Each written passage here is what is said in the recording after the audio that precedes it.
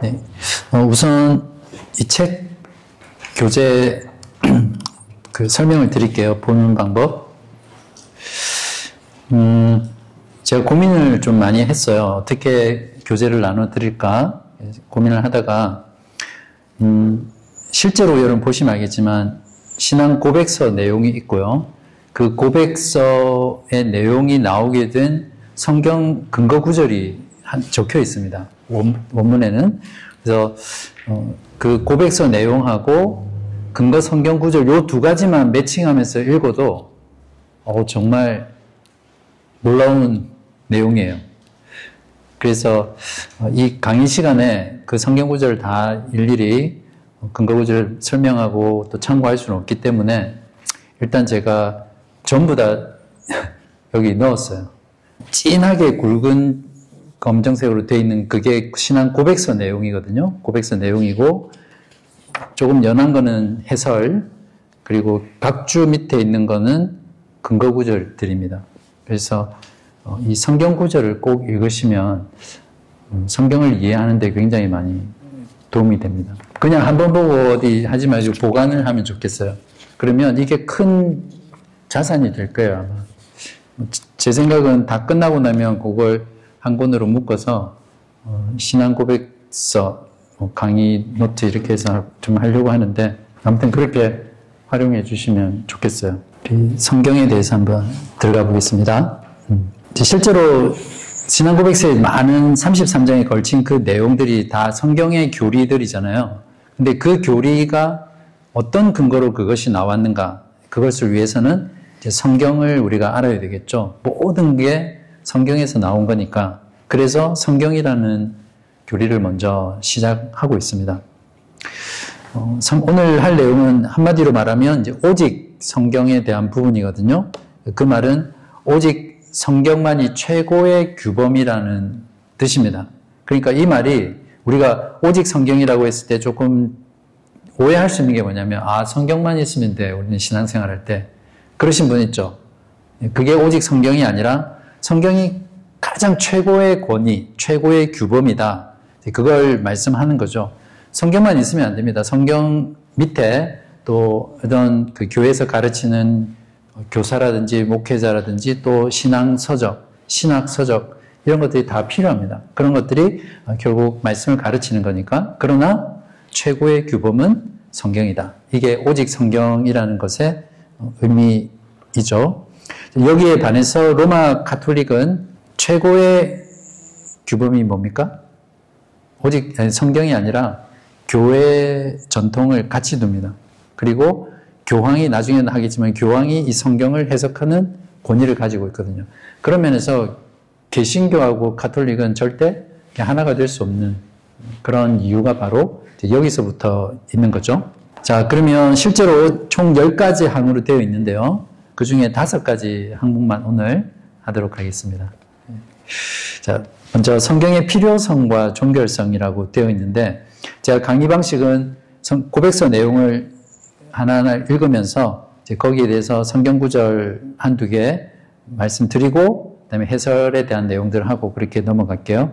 자, 여러분, 지금은 거기 안 보셔도 되고 뒤에 보시면 됩니다. 슬라이드. 같이 읽는 게 좋겠어요. 소리 내서 읽으면 그게 귀, 눈 해서 오감이 이렇게 관여되기 때문에 더 잘 기억됩니다.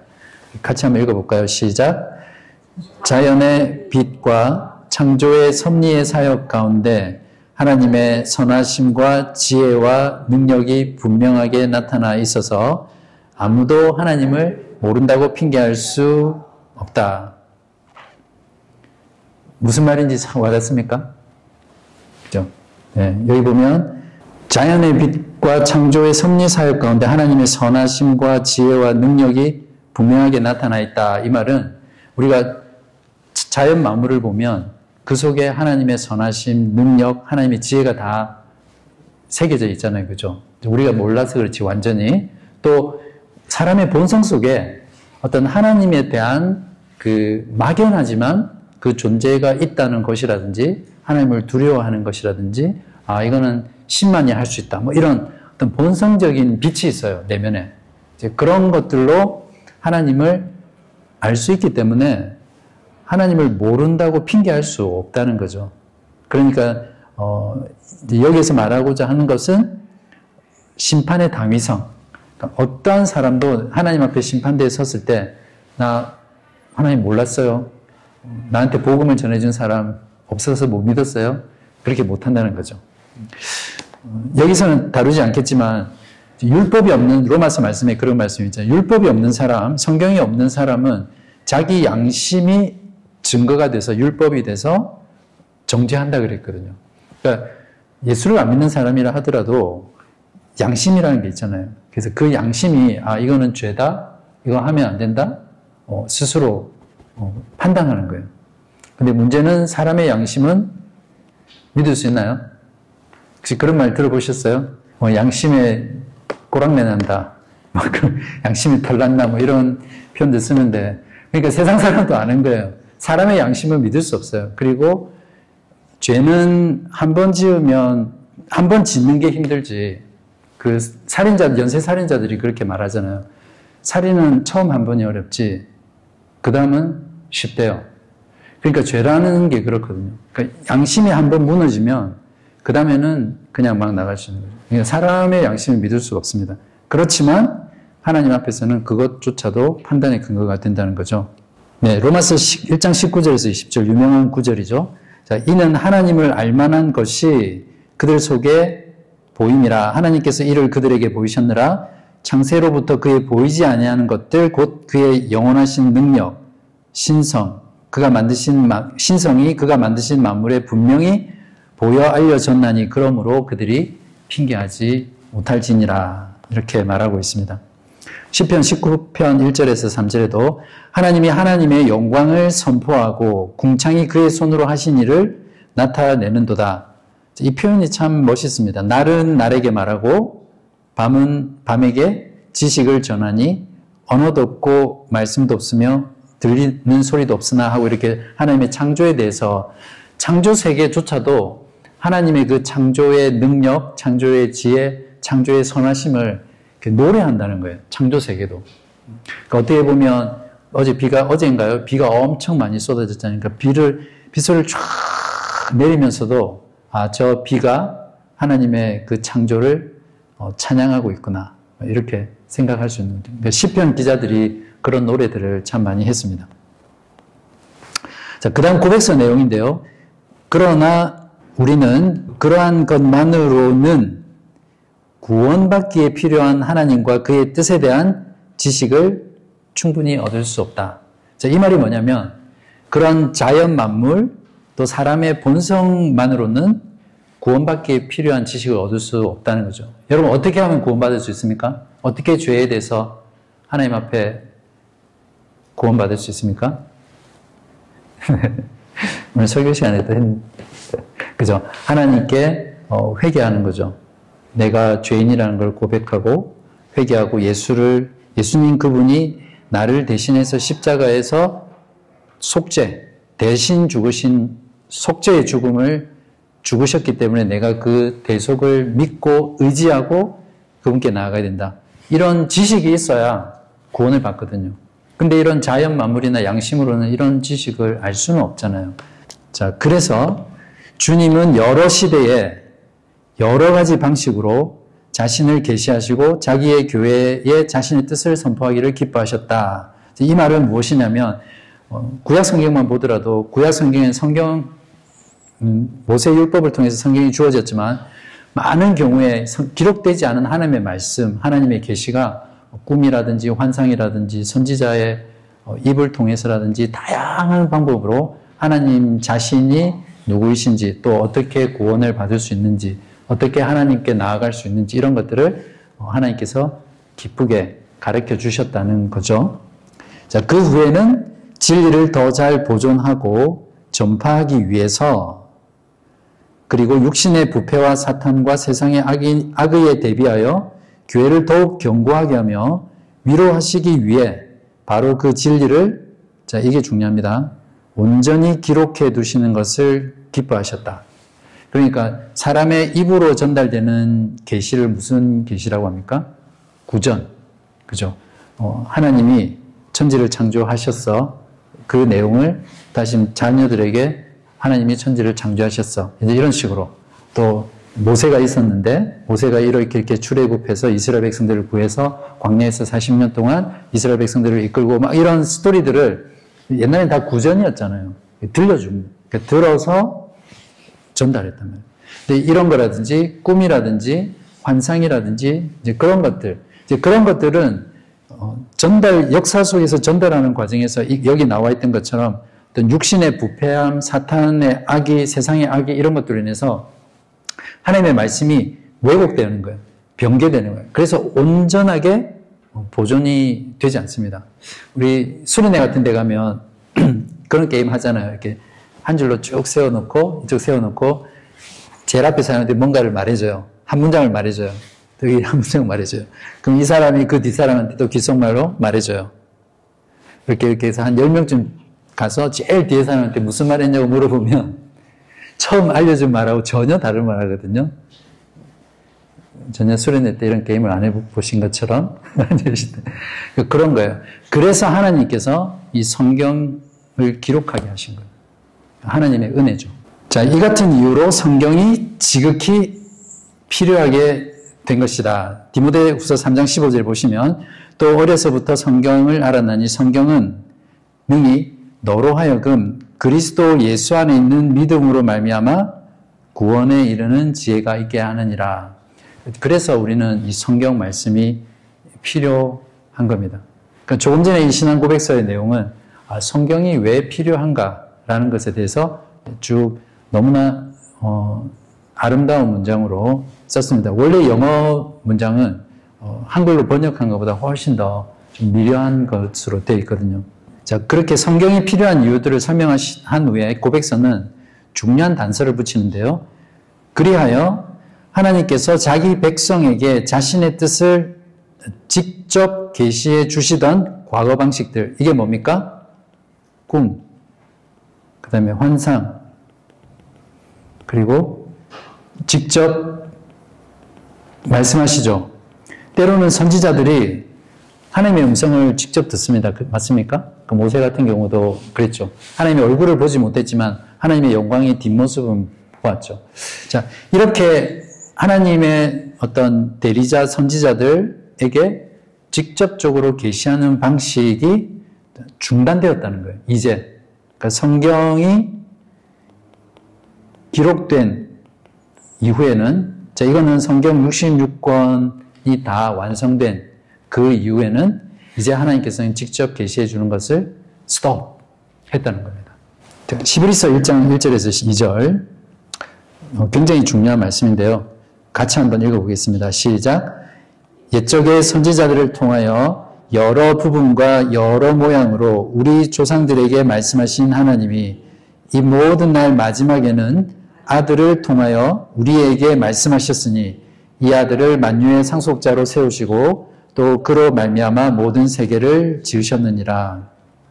그러니까 이제는 이 모든 마지막 날이라는 건 예수님께서 오셔서 십자가에 죽으시고 이제 부활하신 이후에는 아들을 통해서 말씀하시죠. 그리고 그 아들에 대해서 신약성경 27권이 이제 기록하고 이제 계시가 끝이 납니다. 자, 여기에서 좀 정리를 해서 몇 가지 말씀을 드릴게요. 자, 성경의 필요성에 대해서 반대하는 사람은 없을 거예요. 여러분 중에도 신앙생활 하는데 꼭 성경이 필요하나? 그렇게 좀 이야기했을 때, 필요하지 않다. 이렇게 말하는 사람은 없을 거예요. 근데 오늘날 문제가 뭐냐면, 한 집에 성경책이 여러 권 있죠. 저희 집에도 한 대여섯 권, 여러 가지면 총 10권은 넘는 것 같은데, 집에 5권 이상 있는 사람. 한글 성경. 요즘은 성경 없나 봐요. 예. 최소한 스마트폰에 앱은 다 설치되어 있잖아요. 근데 교회 안에 성경을 읽지 않는 신자, 또 성경을 모르는 신자들이 너무 많다는 거예요. 이걸 제가 지어낸 말인데 성맹, 예. 글자를 모르는 문맹이라고 하잖아요. 성맹, 그러니까 영적으로 어두운 사람이 영맹. 그러니까 성경이 많은데 성경을 읽지 않거나 또 성경을 모르는 거예요. 근데 이게 생각보다 심각합니다. 실제 한국교회 갤럽 조사나 통계를 보면 성경을 대부분 안 읽어요. 그렇게 많은 분들이.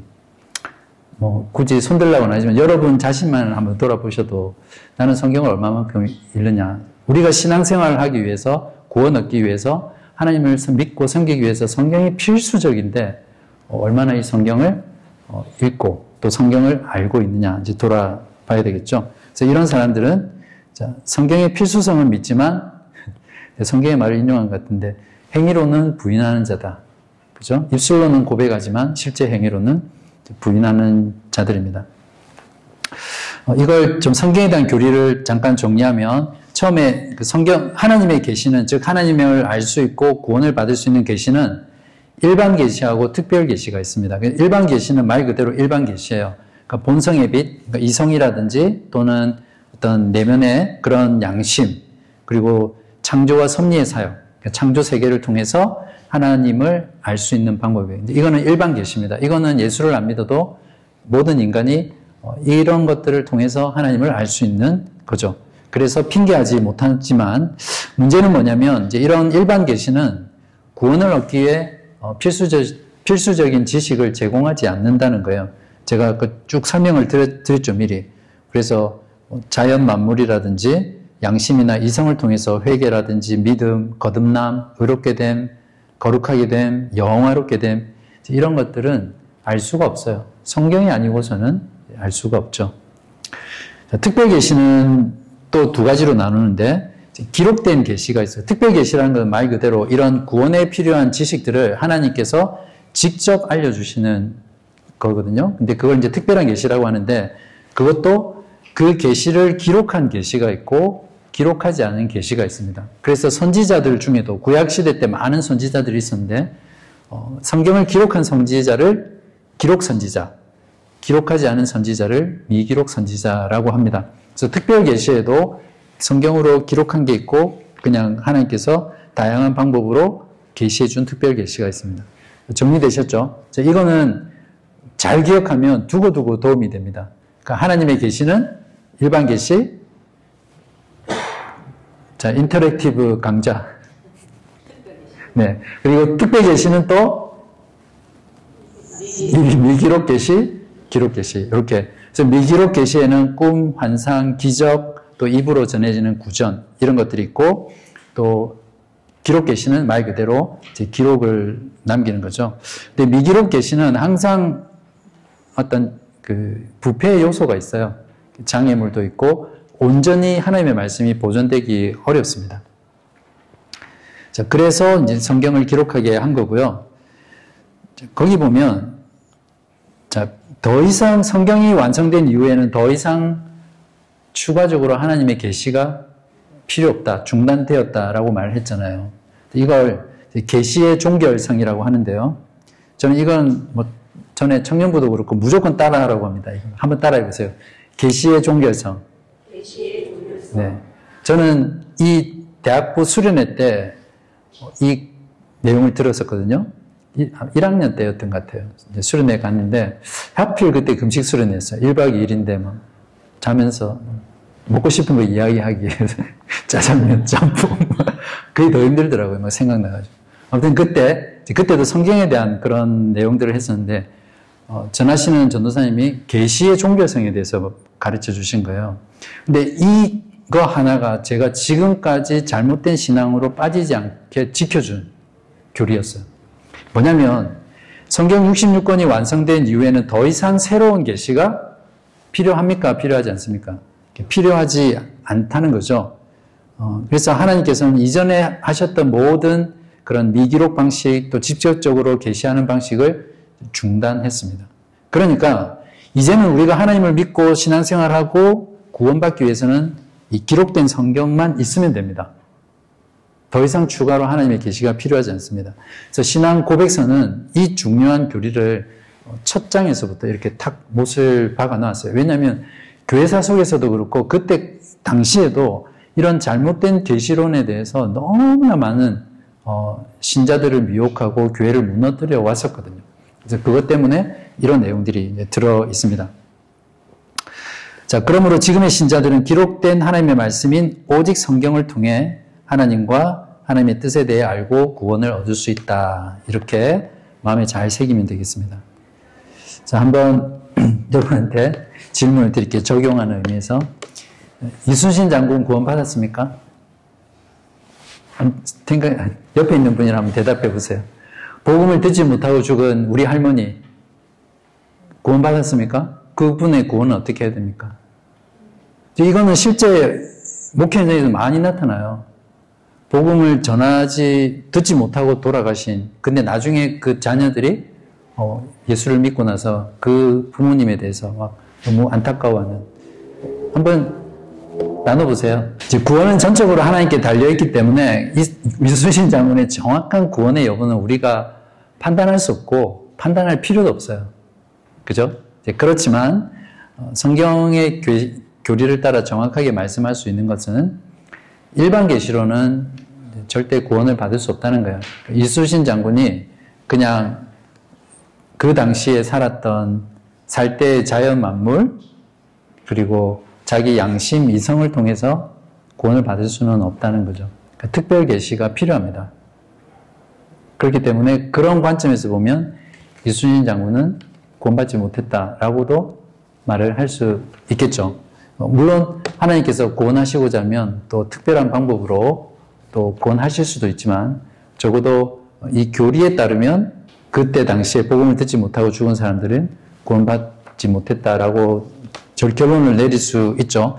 그리고 우리가 생각할 때 정말 선하고 착하고 위대한 일을 했던 사람이라 하더라도 자기들의 그 선한 삶으로 결코 구원받을 수 없습니다. 이 세상에 어떤 인간도 아무리 선하다고 하더라도 하나님의 기준으로 보면 선한 사람이 없거든요. 그러니까 역사 속에 아무리 훌륭한 사람이라 하더라도 그 사람이 그것으로는 구원받지 못한다. 그렇게 우리가 분명히 말할 수 있겠죠. 그리고 그 외적인 거는 그럼에도 우리는 열린 결론을 가지고 있어야 돼요.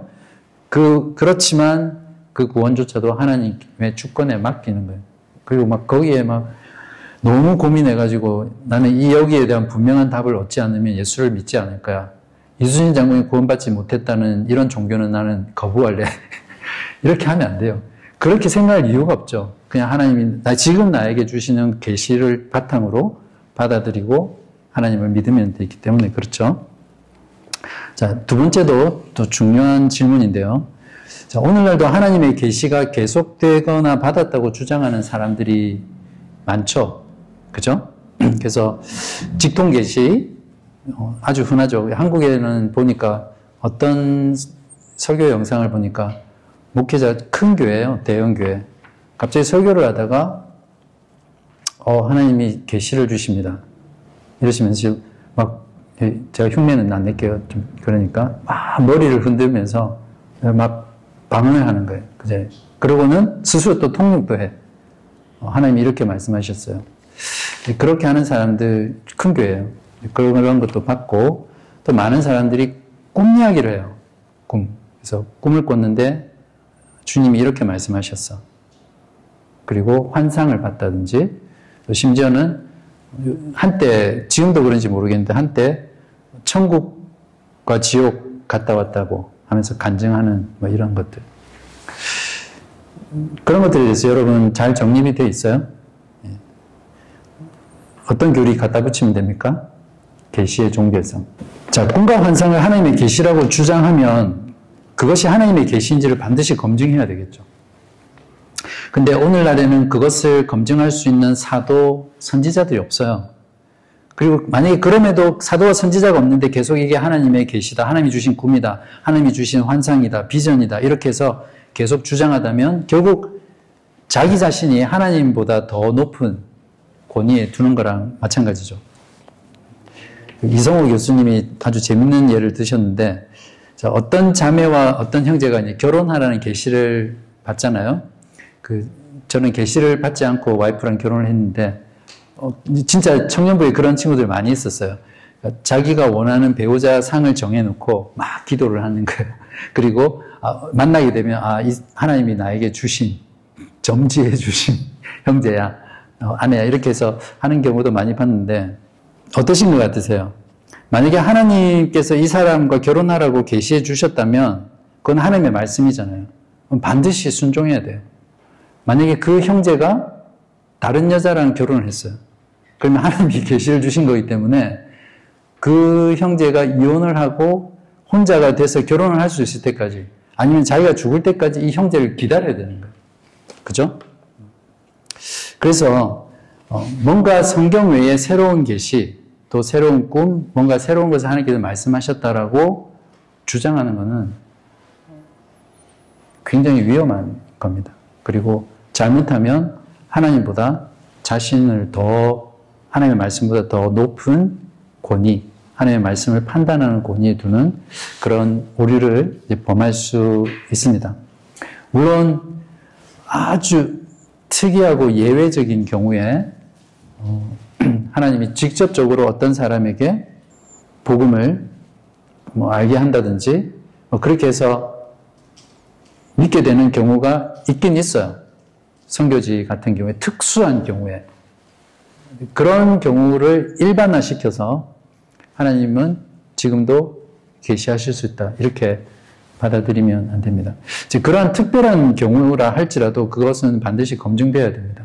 정말 하나님이 그렇게 그 사람에게 구원받을 만한 복음을 계시해 준 건지 아니면 어떤 그런 어떤 꿈이나 이런 걸 통해서 그 사람이 하나님을 두려워하게 하고 복음을 들을 수 있는 곳으로 교회로 나오게 한 어떤 도구의 역할을 한 건지 그런 것들은 분명히 구별을 해야 됩니다.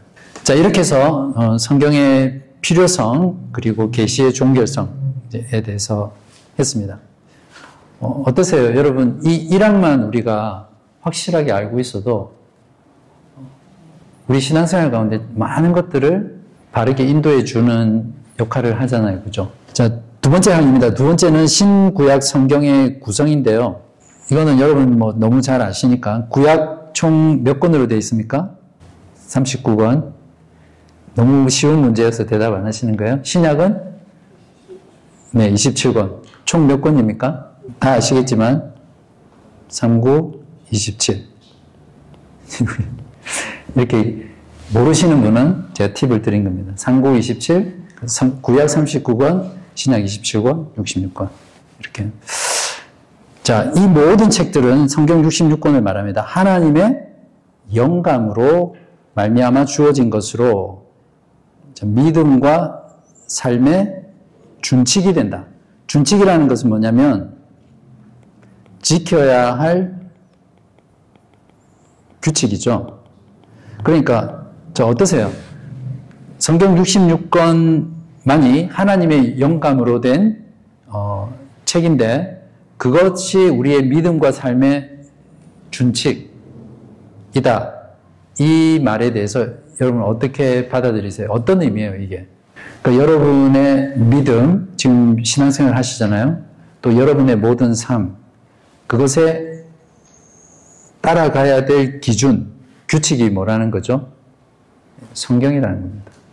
그러니까 이런 진술이 그냥 아주 그냥 공허한 이론이 아니라 실제로 이 성경이 우리들의 삶을 인도하고 이끌고 바르게 나아가고 또 우리가 하나님에 대해서 믿어야 될 것, 또 하나님께서 우리에게 요구하시는 삶, 하나님의 요구하시는 명령 이런 것들을 이 성경을 통해서 한 거죠.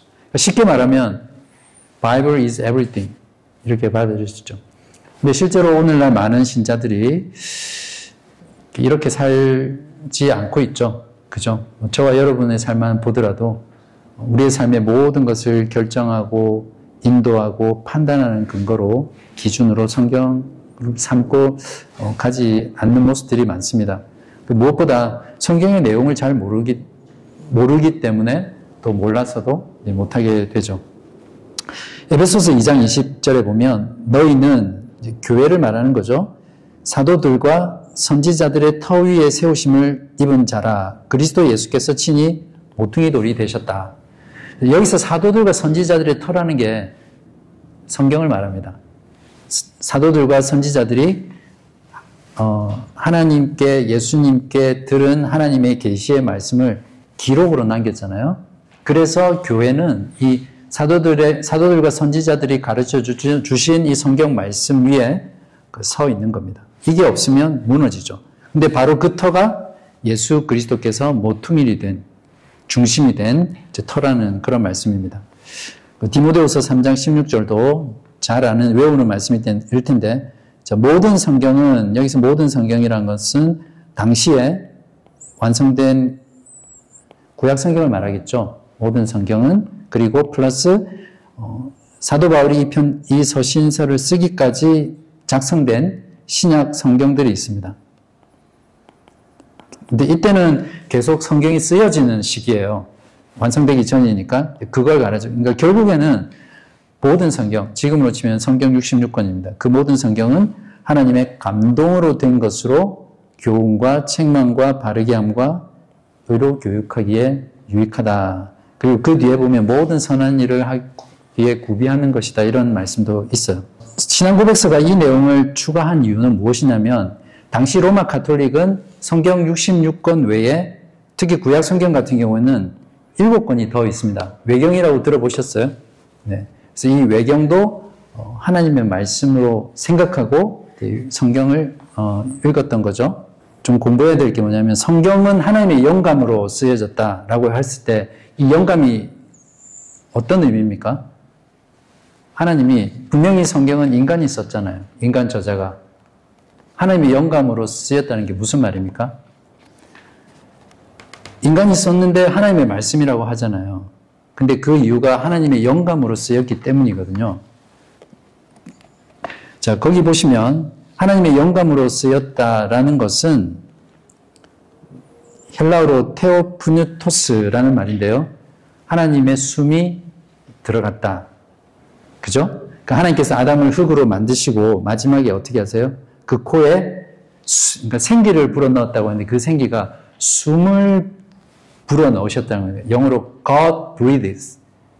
성령, 하나님의 영의 숨결, 그걸 이렇게 푹 불어넣어요. 그러니까 그 흙이 생명이 된 거예요. 생명. 마찬가지로 이 성경이 쓰였을 때 그 66권이 인간이 쓴 그냥 문자잖아요.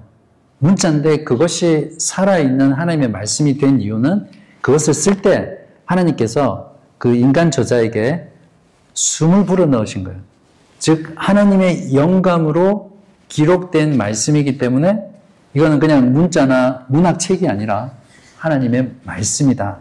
이렇게 우리가 이해를 받아들일 수 있어요. 자, 외경에 대한 부분은 여러분들이 교재를 보고 조금 보충하시고요. 자, 외경은 정경이 아닌데 그러면 우리가 이런 의문들이 들 거예요.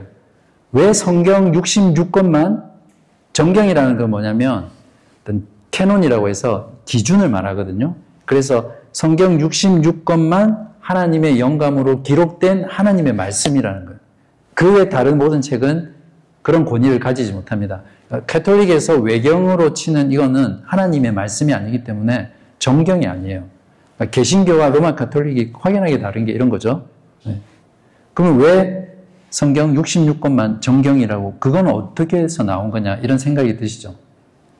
이런 의문 안 드세요? 네, 그렇게 한 이유는 마치 이런 거예요. 여기 검정색이고 이 흰색이잖아요. 이 흰색과 검정색을 구별할 때 여러분 어떻게 구별하셨어요? 그냥 흰색은 흰색이고 검정색은 검정색 아닌가요? 그냥 본성적으로. 물론 아기 때 이거는 흰색이야, 이거는 검정색이야 가르쳐 줬겠지만, 또 맛을 볼 때 그냥 맛을 보고 짜다, 달다, 싱겁다 그냥 아는 거잖아요. 그런 것처럼 성경 66권이 하나님의 영감으로 쓰여진 하나님의 말씀이다라는 것을 그냥 알았던 거예요.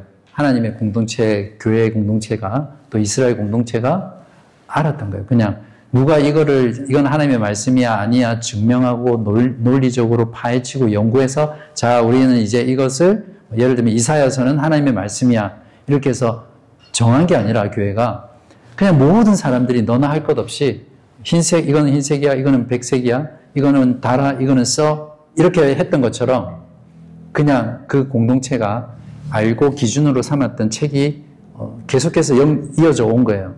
그래서 거기 보면 구약 39권은 AD 90년경에 얌니아라는 회의에서 확정을 합니다. 그리고 신약은 칼타구 회의에서 387년에 신약 27권만 하나님의 정확, 무한, 오류가 없는 영감된 하나님의 말씀이다. 교회가 정합니다. 그러니까 교회가 정해서 66권이 나온 게 아니고요. 이미 하나님의 공동체 가운데 받아들여지고 인정되어진 것을 교회가 다시 회의를 거쳐서 한 번 더 확증한 겁니다. 이걸 잘 구별해야 됩니다. 만약에 교회 회의에서 성경 66권을 정했다면 그 교회 회의가 하나님의 말씀보다 더 위에 있는 권위를 가지잖아요. 그러니까 성경은 그렇지 않다는 거예요. 하나님의 어떤 섭리와 인도 가운데 성경 66권만이 하나님의 말씀이라는 것을 모든 하나님의 공동체가 알 수 있게 그렇게 이어져 왔다는 거예요. 우리는 성경의 권위 때문에 성경을 믿고 순종하죠. 하나님의 말씀이기 때문에. 성경의 권위는 그래서 어떤 사람이나 교회의 증거에서 나오는 것이 아니라, 자, 성경의 권위의 출처를 말하는데요. 그것의 저자시요 진리 자체이신 하나님께 전적으로 달려 있습니다. 그러니까 성경이 권위를 가지는 것은 그것이 하나님에게서 나왔기 때문에 우리가 성경의 권위를 받아들이는 겁니다. 자, 이것을 뭐라고 하냐면 성경의 자증성이래요. 그래요. 만약에 성경이 하나님의 말씀이라는 것을 어떤 교회라든지 또 다른 기관에서 이것을 확증한다면 그 기관이나 교회가 성경보다 더 위에 있게 되잖아요. 그래서 성경의 권위는 성경 자체가 증거하는 겁니다. 즉 이게 어떻게 보면 이렇게 계속해서 돌고 도는 논리일 수 있는데 성경의 권위가, 성경이 하나님의 말씀이라는 것, 그래서 권위가 있다는 것은 성경 자체가 그것을 입증한다. 그래서 성경의 자증성이다. 이렇게 이해를 하시면 되고요. 근데 가톨릭은 교회가 성경을 해석한다고 해서 교회가 성경 위에 있습니다. 자, 왕은 성경의 외증, 자증, 조명, 이런 내용들이 조금은 여러분이 생소하고 어려울 수 있는데 한번 고백서의 내용을 보죠. 그러면 쉽게 이해될 겁니다. 우리는 교회의 증거에 의해서 감동과 권유를 받아 성경을 아주 고상하고 존귀하게 여기는 데까지 이룰 수 있다. 그렇죠. 교회만큼 성경에 대해서 높은 위치에 두고 존중하고 권위에 두는 곳이 없죠. 그렇게 하는 이유가 성경의 내용의 신령함, 교훈의 효험, 문체의 웅장함, 모든 부분의 내용상의 일치, 즉 성경이 오랜 약 3,500년 동안 45명 이상의 저자에 의해서 쓰여졌는데도 성경의 모든 부분이 서로 일치하는 거예요. 서로 충돌되는 게 없어요. 그러니까 이거는 인간이 쓴 글로는 설명할 수 없습니다. 어떻게 서로 그 저자들끼리 짠 것도 아니고 서로 같은 시대에 사는 것도 아니고 다 각각 성경을 기록했는데 그 모든 것이 하나로 일치되고 서로 부딪히는 게 없는 거예요. 그러니까 이것만 보더라도 성경이 하나님의 말씀이라는 것을 알 수 있죠. 그리고 성경 전체의 목표는 하나님께 모든 영광을 돌리는 것이고 인간의 구원을 위한 유일한 길을 밝혀주는 충분한 내용의 전개, 이 외에도 비교할 수 없을 정도로 많은 우수한 내용들, 성경 전체의 완전성, 자, 이런 것들을 다 종합해 볼 때 성경이야말로 진정으로 하나님의 말씀이다라는 것을 우리한테 충분히 증거해주고 있어요. 이것을 이제 성경의 외증성이다 이렇게. 그러니까 성경의 그 자체의 외적인 걸로 성경이 하나님의 말씀이라는 것을 우리한테 입증해 줍니다. 우리는 이미 믿음이 있기 때문에 이렇게 받아들일지 모르지만 믿지 않는 사람의 경우에도 이 세상에 어떤 책도 이러한 것을 담아낼 수 없어요. 이게 성경의 권위에 대한 외적인 부분이고, 중요한 건 그럼에도 불구하고 성경이 무오하다는 건 오류가 없다는 말이죠. 무오한 진리요 신적인 권위를 가지고 있다고 우리에게 충분하게 확신할 수 있게 하는 것은 무엇이라고요? 우리 마음 안에서 말씀에 의해 말씀으로 증거하시는 성령의 내적인 사역 때문입니다. 결국에는 우리가 하나님의 말씀을, 성경을 하나님의 말씀으로, 권위 있는 말씀으로 받아들일 수 있는 증거는 성령께서 우리 안에서 이것이 하나님의 말씀이야 라고 증거해 주시는 거예요. 이걸 성경의 내증이라고 합니다. 그러니까 외적인 증거, 내적인 증거. 그러니까 이것이 같이 있는 거죠. 자, 성경과 하나님 말씀 사이의 관계에 대한 4가지 입장이 있는데요. 이것은 실제로 우리의 삶에 많이 적용이 되기 때문에 말씀을 드릴게요. 자, 성경도 하나님의 말씀이다. 이거는 로마 가톨릭에서 주장하는 거고요. 성경에는 하나님의 말씀이 들어있다. 이거는 자유주의자들이 말하는 겁니다. 즉, 사람이 이성으로 성경의 내용 중 하나님의 말씀인 부분만 이렇게 뽑아내는 거예요. 그 성경에 나오는 모든 기적, 또 신비한 거, 또 인간의 이성으로는 받아들일 수 없는 것들은 다 빼버리는 거예요. 신화로 쳐버리고 딱 그 교훈적인 것만, 도덕적인 것만 딱 뽑아내는 거예요. 이게 자유주의자죠. 그러니까 성경에는 하나님의 말씀이 들어있다 이렇게 가르치는 거고, 성경은 하나님의 말씀이 된다. 이건 실존주의죠. 오늘날 현대인들에게 많이 있는 거죠. 즉, 성경은 평소에는 그냥 책으로 있다가 성경의 어떤 본문 문장이 어떤 내용이 내 마음에 확 와닿잖아요. 그럼 그때 하나님의 말씀이 되는 거예요. 요즘 설교를 듣는 많은 신자들이 이렇게 말씀을 듣습니다. 듣고 있다가 목사님의 말씀이라기보다 목사를 통해 하나님의 말씀이 증거될 때 어떤 특정한 부분이 내 마음에 탁 와닿잖아요. 아, 오늘 내가 은혜를 받았다. 그러면 그때 하나님의 말씀이 되는 겁니다. 그거는 따지고 보면 실존주의예요. 실존주의. 그러니까 실제로 뭔가 내 안에서 역사가 일어나야 그것이 하나님의 말씀이 되는 그런 거죠. 마지막으로 종교개혁 신앙은 성경은 하나님의 말씀이다. 성경 이꼴 하나님의 말씀. 그러니까 내가 은혜를 못 받아도 내가 깨달음이 없어도 이 성경은 여전히 하나님의 말씀이다라는 것이 우리가 믿는 바른 신앙, 종교개혁 신앙입니다. 그 적용 부분만 여러분이 한번 생각해 보십시오. 제가 문제를 그냥 읽어 드릴 테니까. 아까 이거 2번은 했네요. 그죠? 네. 자, 무엇보다 오늘 했던 성경의 여러 가지 내용들, 성경의 필요성과 종결성, 또 신구약 66권이 어떻게 됐고, 또 무엇보다 성경의 권위, 또 하나님의 성경이 왜 하나님의 말씀인가, 성경의 영감이 무엇인가, 또 성경이 하나님의 말씀이라는 외적인 증거, 내적인 증거, 또 조명은 오늘 다루지는 않았는데요. 이제 그러한 내용들을 우리가 했거든요. 오늘 내용들을 하면서 분명히 여러분은 지금까지 잘 해오셨겠지만 어떤 태도로 성경을 대했든지 오늘 배운 내용을 가지고 여러분이 성경을 대하는 태도가 바뀌어야 됩니다. 변화되어야 됩니다. 정말 이 성경이야말로 우리를 구원하게 하고 우리에게 생명을 주는 살아계신 하나님의 말씀이고, 또 이 성경만이 우리의 믿음, 여러분의 신앙이죠. 또 우리의 모든 삶의 준칙, 준수하고 순종하고 따라야 될 기준, 삶의 기준, 규칙입니다. 그래서 여러분이 살면서 무엇을 결정하든, 무엇을 판단하든, 무엇을 선택하든, 무엇을 하든지 그것의 기준은 하나님의 말씀이어야 되는 거고, 마지막으로 계시가 종결됐다는 거예요. 진짜 바른 신앙은 이거 가지고 사는 거예요. 뭔가 지금도 잘 안 믿겨지니까 막 마음이 뜨거워지지 않고 잘 안 믿겨지니까 자꾸 그런 걸 찾는 거예요. 뭔가 새로운 계시, 꿈, 환상, 천국에 갔다 왔다는 거, 지옥에 갔다 왔다는 간증, 막 치유되는 거, 막 그런 걸 찾아다닌 거예요. 근데 분명한 건 이런 신앙은 2000년 역사 속에서 한 번도 정통이었던 적이 없어요. 언제나 이단의 주변에 머물거나 이단들이 이러한 것들을 가지고 많은 하나님의 백성들을 미혹하는 수단이었어요. 그래서 그런 거 추구하지 마시고 하나님의 계시는 이미 성경 66권 안에 모두 완성되었기 때문에 그 하나님의 말씀을 붙잡고 살아가는, 그렇게 신앙생활하는 여러분이 되시기를 간절히 기도합니다. 기도하겠습니다. 하나님 아버지 감사합니다. 오늘 웨스트민스터 신앙고백서 가장 첫 부분인 성경에 대해서 5항까지 배웠습니다.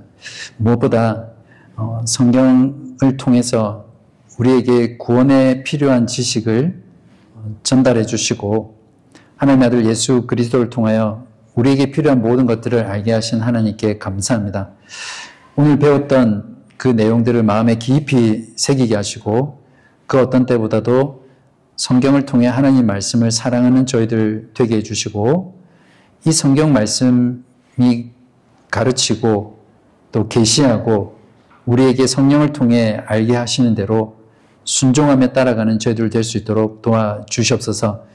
믿음이 연약하여질 때마다 새로운 계시 또 꿈이나 체험이나 환상이나 어떤 것들을 쫓아가지 않게 해주시고 하나님의 영원한 지혜와 능력과 전능하심으로 기록하여 우리 가운데 남겨주신 이 하나님의 말씀을 배우고 듣고 공부하며 느끼고 감동하며 실천하며 살아가는 우리 사랑하는 모든 교우분들 되게 하여 주시옵소서. 예수 그리스도 이름으로 기도합니다. 아멘. 수고하셨습니다.